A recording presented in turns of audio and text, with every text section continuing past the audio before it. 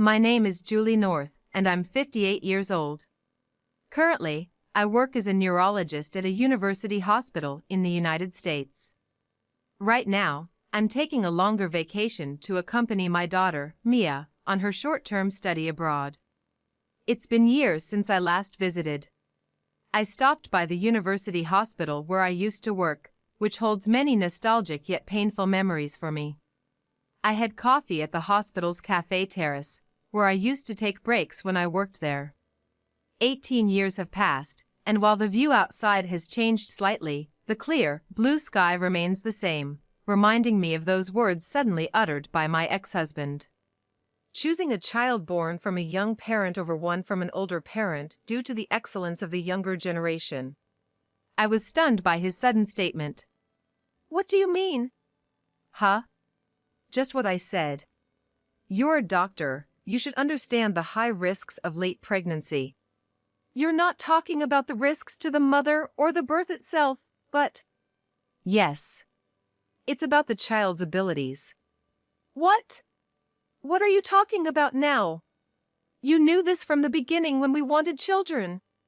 That's why we went through fertility treatments." "Well, yes, that's true. I did want children. Then, the situation has changed." "I don't understand what you mean." I truly didn't understand. We were a couple of doctors, myself a neurologist and my ex-husband a plastic surgeon. My ex-husband opened a cosmetic clinic in New York and took a new step as a cosmetic surgeon, and at the same time, we started trying to have children. However, it wasn't easy, and after 2 years of hoping for a child, I finally got pregnant at 40 through fertility treatment. We cried tears of joy for the long-awaited pregnancy, and my ex-husband became overly protective until I reached a stable period. Seeing him like that, people from our workplaces, friends, and families joked, "It's going to be even tougher when the baby arrives." Yet, a few months later, I found myself in a situation where I was confronted with those opening words. "You really didn't notice?" "Notice what?" "The things I've been doing outside. You knew, didn't you?" I couldn't have been unaware. But in a few months, our family was going to grow. I knew something had to change, so I gathered my courage and waited up many nights for my ex-husband to come home late so we could talk. That day, I was waiting for him again. "Welcome home. You're up?" "Yeah. I was thinking we should talk." Whether he knew of my feelings or not, I got a nonchalant okay in response. "Today, I got a notice about a class at the hospital. Tom, won't you go?" "Huh? Most husbands are participating. So I thought you might." "I'm not going." "What?" I said I'm not interested. "Not interested?" I'm a doctor, right? I've seen countless children as patients. I don't have any problems with kids, so why bother? "But raising our own child from a newborn is completely different. I'm a doctor too, but I can hardly imagine what giving birth or raising a child is like." "That's your feeling. I feel different. I'll be fine, so I'm not going." That's it. My ex-husband, clearly uninterested, exerted a silent pressure, but I pressed on. "A colleague mentioned they thought you were having an affair." "What?"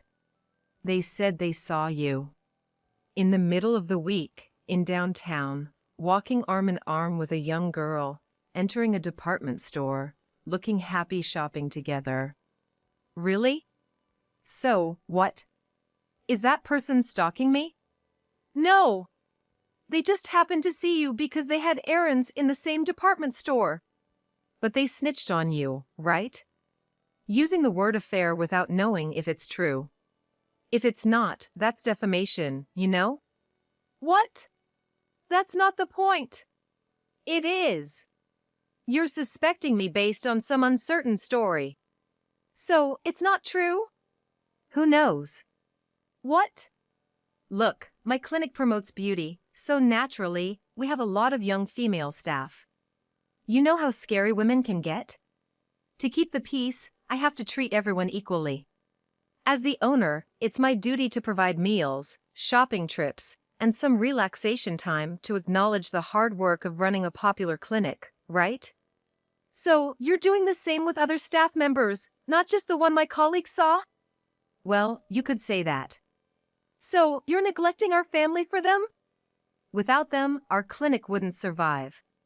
They're essentially supporting our income, which means they're supporting our household, right? To say I'm neglecting our family for that seems a bit off, doesn't it? My ex-husband said this with a smirk, making the most appalling statements seem reasonable. What does he mean by relaxation time? Is sneaking into a hotel considered relaxation? A colleague mentioned seeing him enter a hotel with a woman. The hotel they mentioned was one he often used for business meals. The moment I heard it, I instantly knew it was true, but I couldn't bring myself to say it. I believe he started doing these things shortly after opening the clinic. Having money, my husband turned his attention outward all at once. Since then, he spent even less time at home, whether it was because he was hiding less or for some other reason. And then, back to that opening statement. One day, when he came home, he immediately called out for me to come to the bedroom. Come out. Curious, I opened the door, only to find a very young, flashy woman sitting on the sofa with a smirk. The person my colleague mentioned? My ex-husband reacted to my quiet murmur. Quick on the uptake. Yes, this girl will become my official wife. And she's already pregnant. I see. And what about me? We're getting a divorce. You think you can just decide that on a whim? It's not on a whim. I have to take responsibility for her. What about your responsibility to me? Money, huh? What? If it's money you want, I'll give you plenty. There's the divorce settlement, after all. I could even give some to the child she's carrying. A child born from an outdated concept. I'll give enough to cover whatever little they might need. With that, he laid a completed divorce form on the table in front of me, implying I should sign it and disappear. The woman looked at me with a smirk, whispering, creepy. I couldn't stand being in the same space with these people anymore, and more importantly, after what had happened, I realized it was utterly impossible to consider a future with the man in front of me as my husband and part of a family. Things moved quickly from there. We agreed to involve lawyers in our discussions, and I ended up keeping the divorce papers. Not wanting my unborn child to be exposed to this environment for even a second longer, I quickly packed my essential belongings into a suitcase and left the house as soon as we had come to an agreement. And now, 18 years later, returning to this place, I never imagined I'd have a chance encounter here. As I was lost in thought, I noticed someone approaching my seat. The moment I turned to look, Julie? I heard a voice I never wanted to hear again. It was my ex-husband, whom I hadn't seen since that day. It's been a while. I managed to utter a non-committal greeting, unable to just ignore him.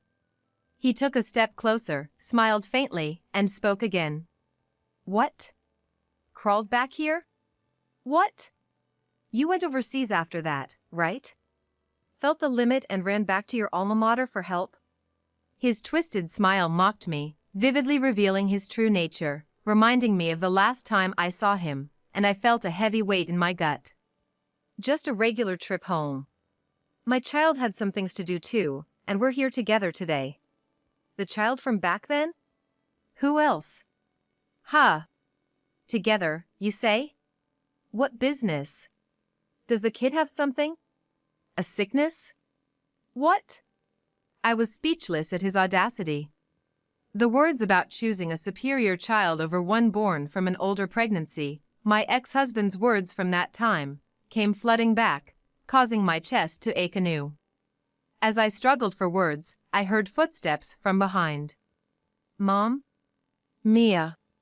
And who might you be? Mia must have seen a stranger seemingly berating me as I sat hunched over in my chair. With utmost caution towards my ex-husband, Mia checked on the man. When my ex-husband caught sight of Mia, he looked at me quizzically. I couldn't help but smirk at him as I said, This is Mia North, my daughter and, biologically, your daughter as well. My words left my ex-husband with his eyes popping out in shock. It wasn't surprising. Even just by looks, Mia was tall and possessed a radiant beauty. Plus, if he's been around here, he might have heard the rumors about her. He carefully chose his words before asking again. Mia North, as in the one doing a stint in the surgical research lab? Spot on. Mia North, who got a temporary placement in the surgical research lab for her study abroad. I couldn't help but laugh at my stunned ex-husband. The child he had discarded was now an outstanding medical student after 18 years. Moreover, he had assumed that a child from an older pregnancy would not be excellent, perhaps even born with disadvantages. He could never have imagined that such a child would become a beautiful medical student. Surprising, isn't it? To think that the woman you left because of her late pregnancy and your talk of superiority and inferiority has, well, you know? That's... And Mia, she skipped grades. She's in her second year of med school at 18, already graduated from college. What? I couldn't help but smile at his genuinely puzzled reaction. Oh? Not familiar with the education system? Shut up. I thought you would surely know. I apologized with a light-hearted sorry as he bit his lip in frustration. He was a man of pride. Even during our marriage, he couldn't hide his displeasure at the slightest word from me, and that attitude hasn't changed, even as he approaches 60, making me sigh softly. This girl, she graduated high school at 15 and finished college at 17. Despite being raised by a single parent, she really did her best.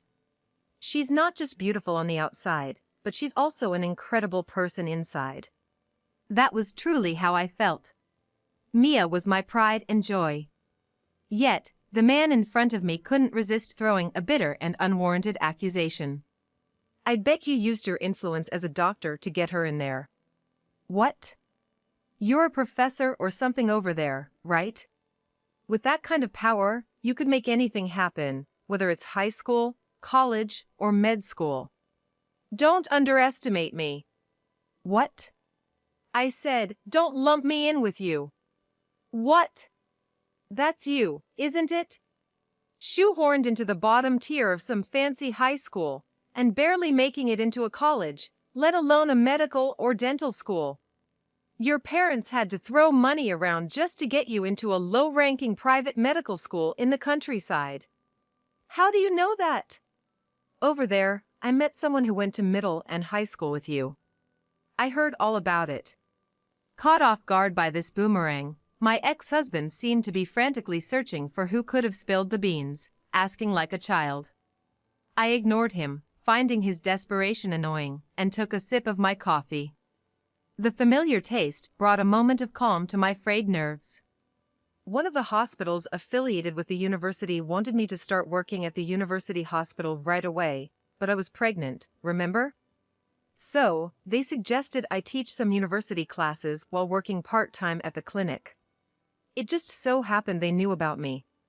Of course, I didn't know this person at all, and when I asked why they knew me, it turned out they had researched my background upon hearing a neurologist was coming over, and that's how they learned about my marriage and spouse. I heard a lot, you know? Like how you bullied others just because you were a bit wealthy, or how you threw money around to play with girls. My husband's family owned land in the countryside, making them quite wealthy locally with power and money to spare. And as an only child, he was spoiled rotten, fitting the stereotype of a bully perfectly. Who told you that? Get lost. It doesn't matter who. You're famous for it, aren't you? Among your classmates and friends. So anyone could have told me the same story, right? I continued speaking, silencing him as if to stop any further objections. That person told me you were used. What? At first, I was like, what? Wondering what they were talking about. But after hearing them out, it made sense.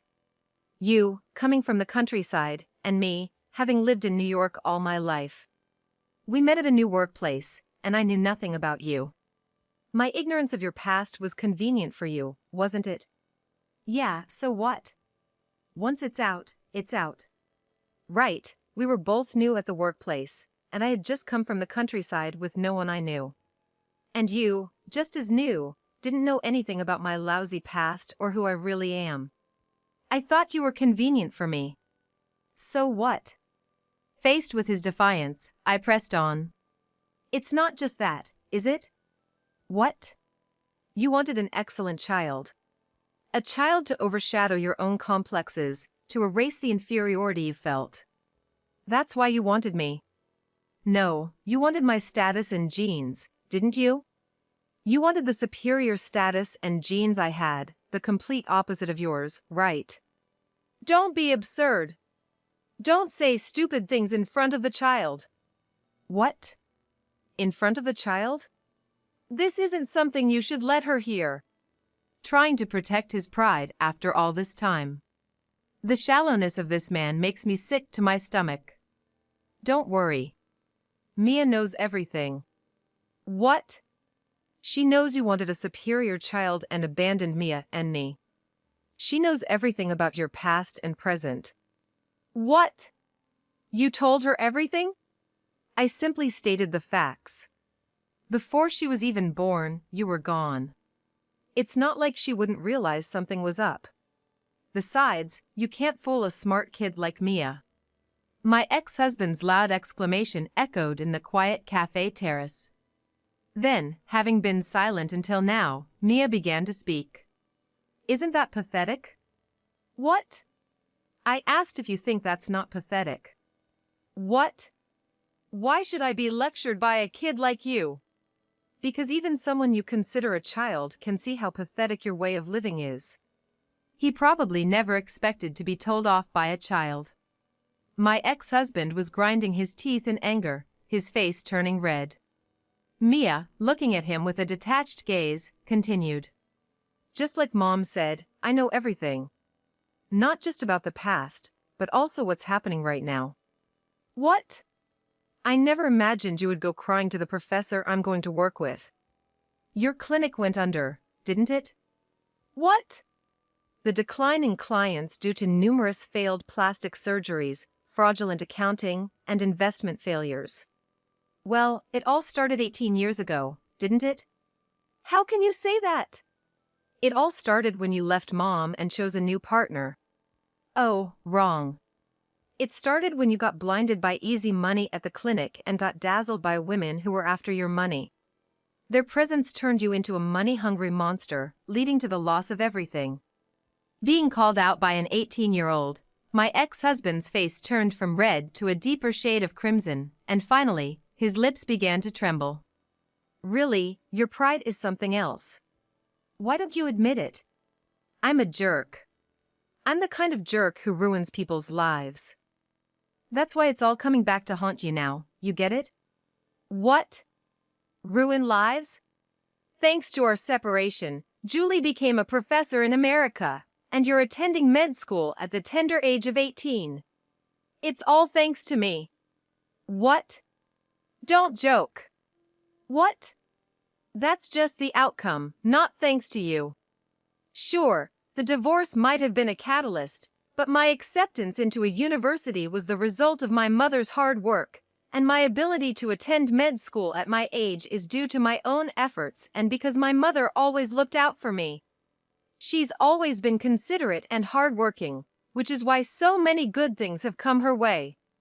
Unlike someone who easily discards people and even ruins workplaces, ending up in such a pathetic situation despite clinging to their petty pride. This was the first time I had seen Mia like this. Though she might become passionate during discussions about differing opinions, I had never seen her raise her voice in anger. She had always taken in what she heard about her circumstances calmly, but surely she must have been upset at times. Yet, it was about her own situation, never imagining she saw and thought of me in such a way. But my ex-husband, unable to contain his emotions even in the face of Mia's logical argument, blurted out. What? You wouldn't even exist without me. It's all thanks to me, you got that. How can you say such things to your child? It's okay, Mom. I don't mind. I'm indeed grateful for being born, but, to be precise, my gratitude is more towards my grandparents who supported you all these years. What? He hadn't expected the conversation to turn towards his parents. He froze, as if hit by a sudden realization. After you left, my in-laws actually kept in touch and cared for Mia. Well, you wouldn't know since you cut ties with them after our divorce. What? You were in touch with my parents. You turned them against me, didn't you? To get them on your side. What? No. Your parents disowned you because you discarded a smart and beautiful wife like me for a younger, foolish woman after getting dazzled by youth and pretense. What?